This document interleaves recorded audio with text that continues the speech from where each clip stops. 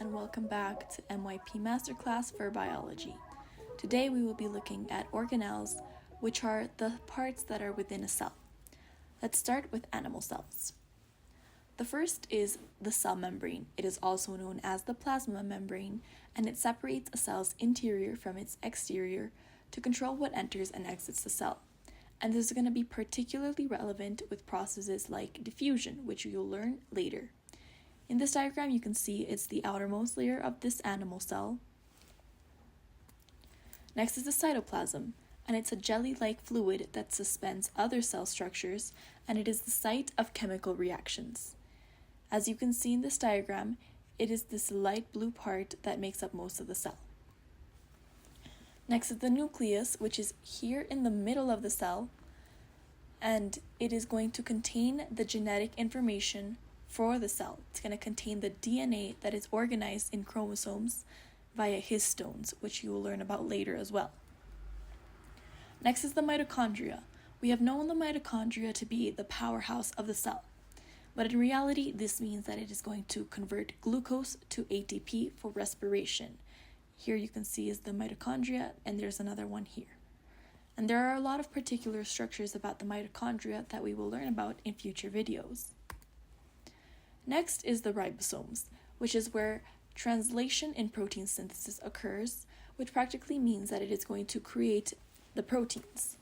You can see it's this little specks that are scattered throughout the cell.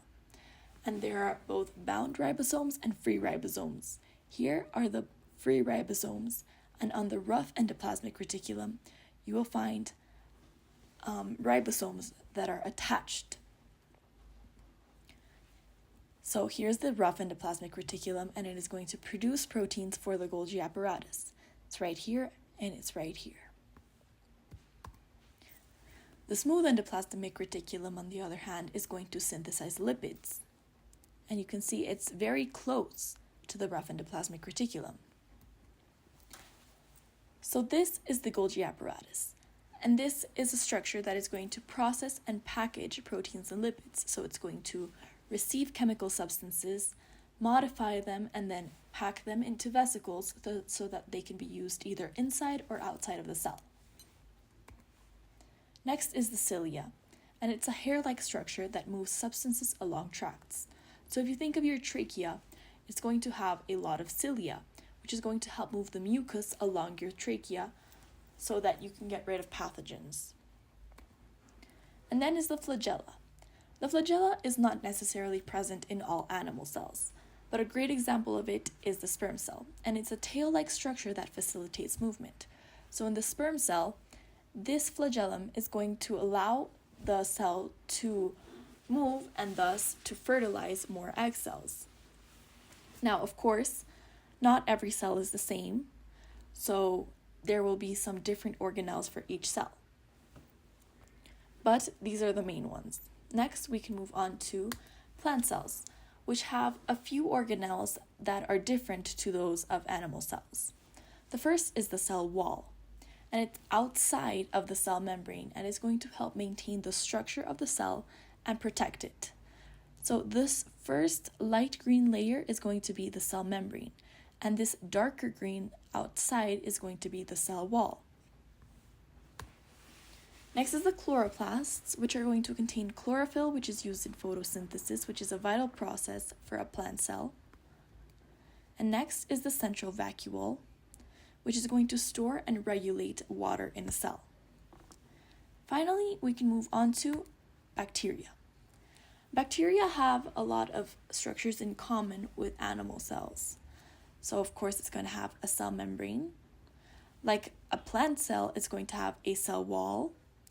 It's also always going to have a flagella.